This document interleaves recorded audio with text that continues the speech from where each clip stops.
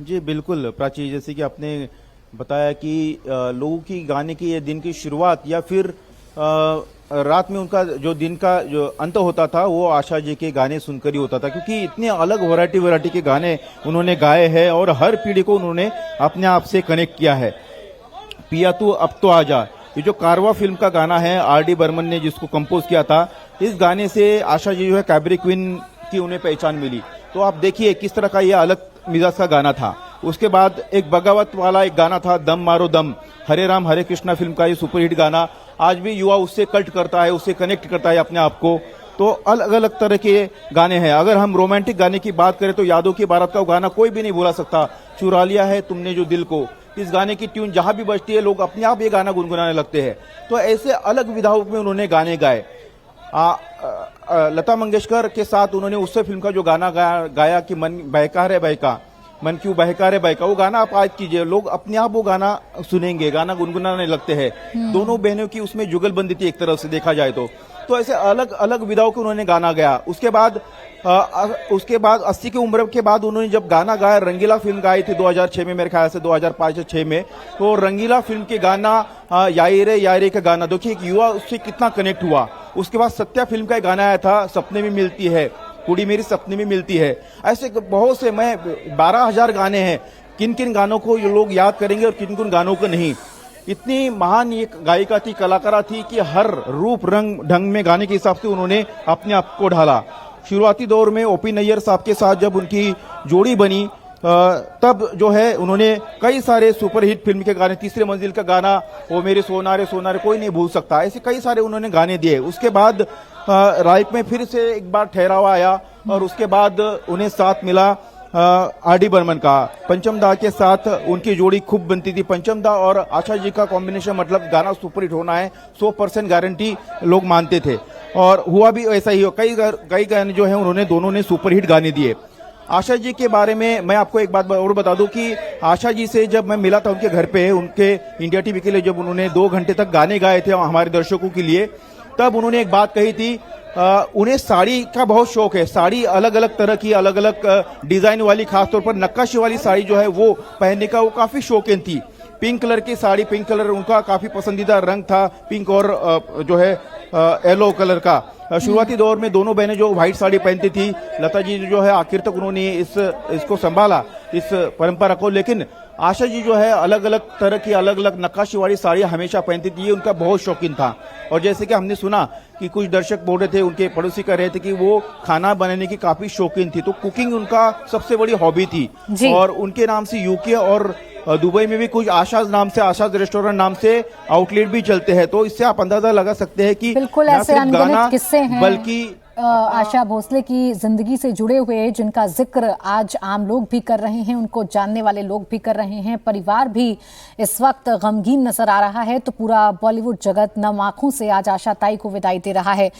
जी समीर, आप भी बताइए किस तरीके से आज आखिरी सफर पर निकली हैं आशा ताई, तो उन्हें नम आंखों से पूरा महाराष्ट्र, पूरी मुंबई विदाई दे रहा है।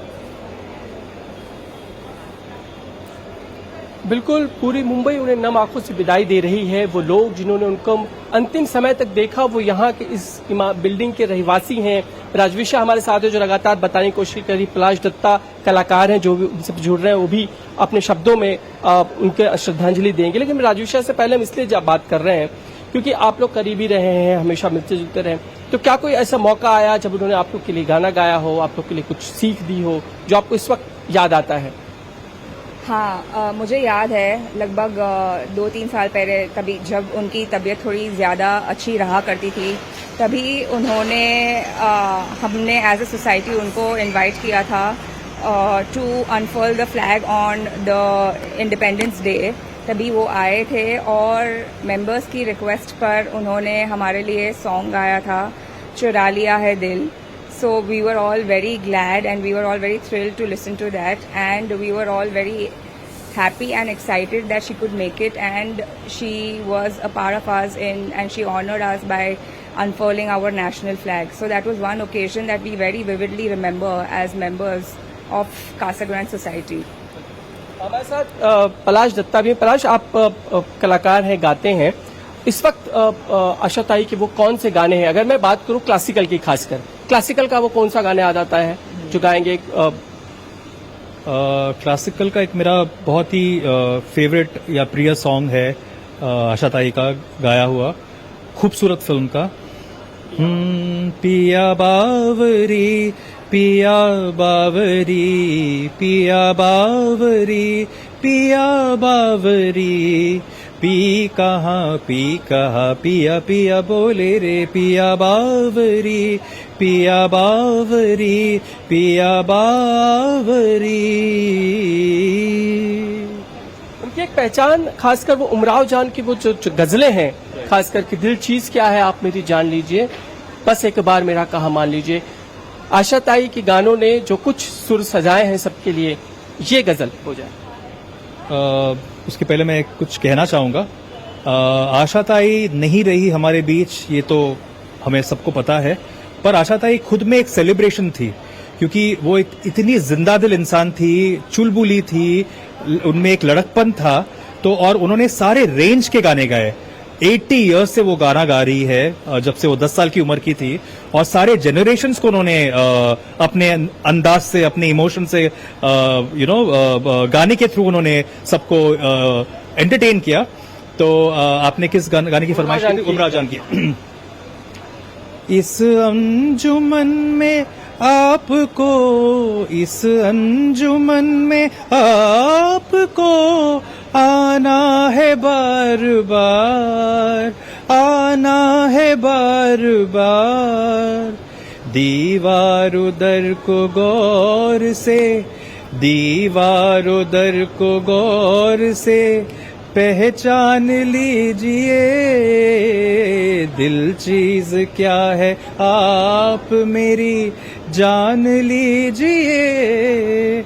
आशा ताई हमारी जान तो लेके गई, पर हमारे जान में, हमारे दिलों में हमेशा बसी रहेगी।